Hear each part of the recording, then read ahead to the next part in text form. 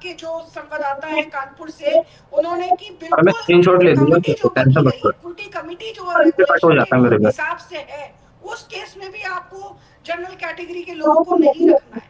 तो मुझे ये पूछना है कि इन सब चीजों नहीं, से क्या जोड़ी जी मुझे एक बात बताइए कि जितने भी हमारे यूनिवर्सिटीज़ हैं, इंस्टीट्यूशंस हैं, ये कहा जा रहा है कि उनमें से किसी जितने भी वाइस चांसलर्स हैं, आप एक डाटा भी उठाकर देखेंगे तो उसमें मैक्सिमम अपर कास्ट के लोग हैं।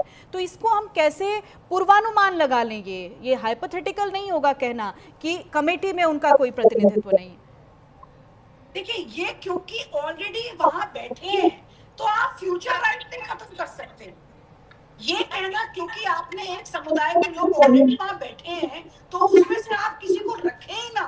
देखिए, ये अपने आप में क्लियर कट, ये तो आपने एक डिक्टेटरशिप हो गई, ये तो आपने करने लायक सिचुएशन हो गई कि क्योंकि वहां बैठे हैं आपने भी अनुमान लगा दिया। देखिए, हमारा लॉ बड़ा, देखिए हमारे लॉ में नवीन जी आऊंगी आपके पास में।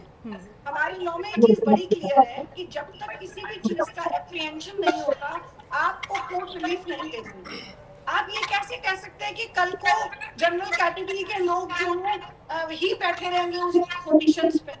ये कहीं भी अनुमान नहीं लगाया जा सकता कि सिर्फ रिजर्व कैटेगरी वालों को मौका मिलेगा आगे भी जाके और सिर्फ जनरल कैटेगरी उस पोजीशन पे बैठेगी, इसलिए इनको स्पेसिफिकली लिखने की जरूरत नहीं है। ठीक है, नवीन चौमाल जी कुछ कह रहे हैं, मैं उनसे एक प्रतिक्रिया ले लेती हूँ। सर देखिए, बात ऐसी है कि जो अत्याचार हुए थे या अन्याय हुआ था पिछड़े वर्ग के विरुद्ध में कुछ वर्षों पहले, कुछ दशकों पहले, तो उसे मैकॉले और जो अंग्रेज थे उनका एक नीति थी कि भारत में विभाजन कराना है, तो उसे कभी बढ़ा चढ़ाकर कहा गया था।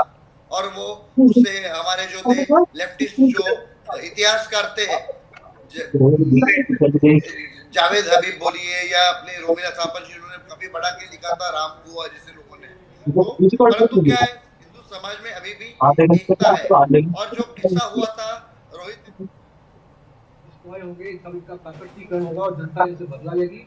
मेरा अभी जितने भी देश के जो लोकसभा, जितने विधानसभा और जितने भी माननीय जनप्रतिनिधि जिन्होंने इस बिल को नहीं पढ़ा,